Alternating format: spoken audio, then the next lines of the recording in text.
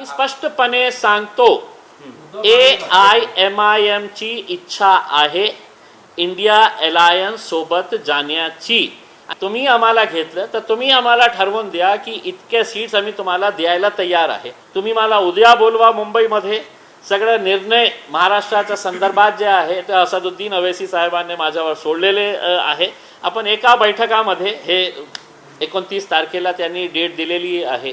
त्याच्यानंतर आम्ही ठरवू की कोणाच्या सोबत जायचं, इलेक्शन कशा लढायचं आहे.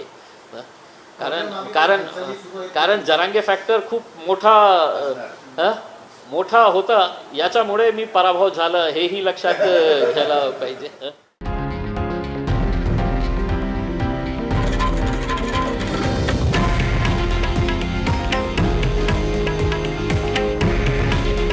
हे आहे देशातील नंबर 1 न्यूज नेटवर्क आणि आपण पाहत आहात TV9 मराठी.